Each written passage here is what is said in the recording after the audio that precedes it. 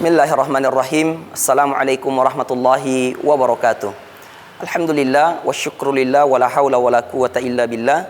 Assalatu wassalamu ala sayyidina Rasulillah wa ala alihi wa sahbihi wa man wala. Sahabat yang dimuliakan Allah Subhanahu wa taala. Sebagaimana yang kita ketahui bahwa Allah Subhanahu wa taala memerintahkan kita untuk berpuasa di bulan Ramadan. Dan tujuan daripada berpuasa agar supaya kita menjadi orang-orang yang bertakwa. Sebagaimana firman-Nya dalam Al-Qur'an, ya ayyuhalladzina amanu kutiba alaikumus siyam kama kutiba alal ladzina min qablikum la'allakum tattaqun. Wahai orang-orang yang beriman, diwajibkan atas kalian untuk berpuasa sebagaimana diwajibkannya umat-umat terdahulu agar supaya kalian menjadi orang-orang yang bertakwa.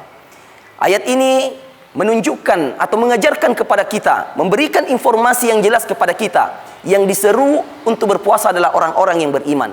Tujuan orang beriman diperintahkan untuk berpuasa adalah untuk mencapai derajat takwa, menunjukkan bahwa keimanan dan juga ketakwaan itu adalah derajat yang berbeda.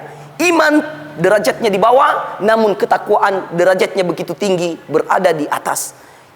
Sahabat pendengar yang dimuliakan Allah Subhanahu wa taala, maka daripada itu begitu istimewa daripada orang-orang yang mencapai derajat takwa dengan puasanya.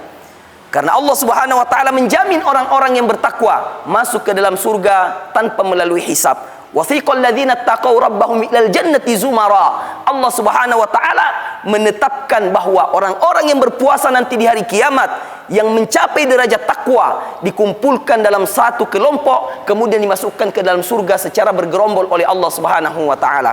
Adapun orang-orang yang hanya mencapai derajat iman, maka mereka melalui hisab.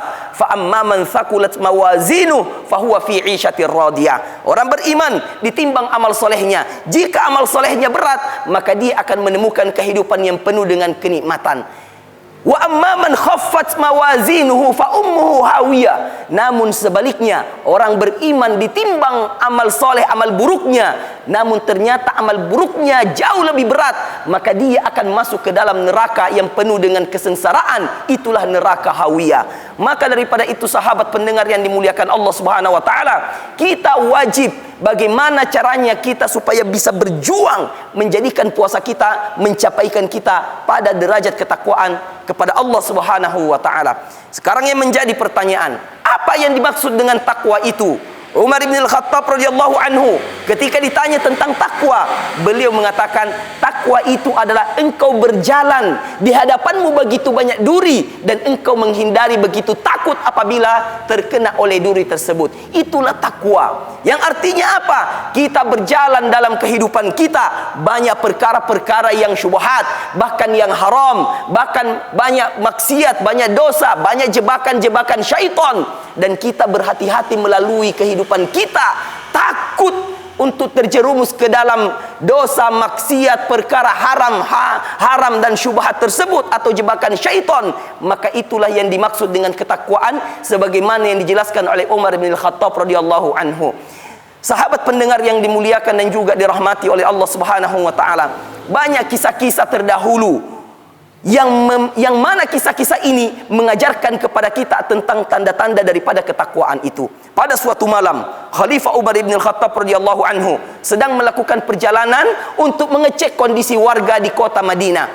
Beliau sebagai khalifah pada saat itu, ketika beliau sedang berjalan, karena beliau kelelahan, maka beliau bersandar di salah satu tembok rumah. Ketika beliau sedang bersandar, karena ini menjelang waktu subuh, maka beliau mendengarkan obrolan antara seorang ibu dengan putrinya. Apa kata ibunya? Yang mana ibunya ini berprofesi sebagai pedagang susu. Kata ibunya, wahai putriku, tambahkanlah susu murni kita itu dengan air, agar supaya nampak banyak, kita bisa menjual lebih banyak dan mendapatkan keuntungan. Apa kata sang putri? Wahai ibuku, itu adalah sebuah kecurangan, dan Allah Subhanahu wa taala dan Khalifah Umar bin Al-Khattab radhiyallahu anhu akan menghukum kita atas kecurangan yang kita lakukan.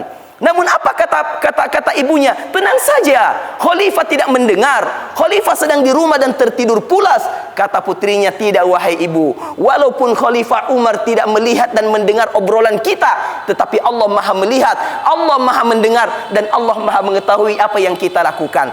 Ini ciri-ciri ketakwaan yang luar biasa dari seorang putri yang begitu takut merasa diawasi oleh Allah jika melakukan dosa, maksiat atau melakukan kecurangan dalam perdagangan-perdagangannya. Sahabat yang dimuliakan Allah Subhanahu wa taala.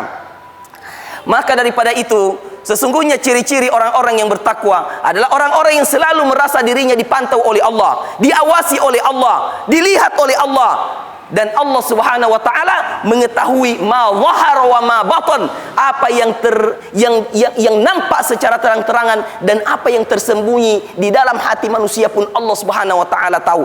Jadi ciri-ciri orang bertakwa adalah mereka selalu merasa diawasi oleh Allah, dipantau oleh Allah, dilihat oleh Allah. Mereka betul-betul mengetahui bahwa pantauan Allah, CCTV-nya Allah jauh lebih dahsyat dibandingkan pantauan-pantauan manusia. Itulah derajat takwa, dan semoga kita betul-betul memiliki sifat ini, tanda-tanda ini, dan itu menunjukkan bahwa kita adalah orang yang bertakwa kepada Allah Subhanahu wa taala. Itulah yang ingin kita capai di bulan Ramadan. Dengan puasa yang kita laksanakan, lahir ketakwaan dalam diri kita, amal soleh kita semuanya baik, perbuatan kita semuanya lurus, akhlak kita menjadi mulia karena kita mencapai derajat takwa di sisi Allah Subhanahu wa taala, dan ialah yang akan menghantarkan kita untuk mendapatkan rahmat, ridha dan kasih sayang Allah Subhanahu wa taala baik di dunia ataupun nanti di yaumil qiyamah. Semoga kita semuanya mencapai derajat takwa dengan puasa-puasa kita di bulan Ramadan 1445 ini. Amin ya rabbal alamin. Aqulu qouli hadza wassalamu alaikum warahmatullahi wabarakatuh.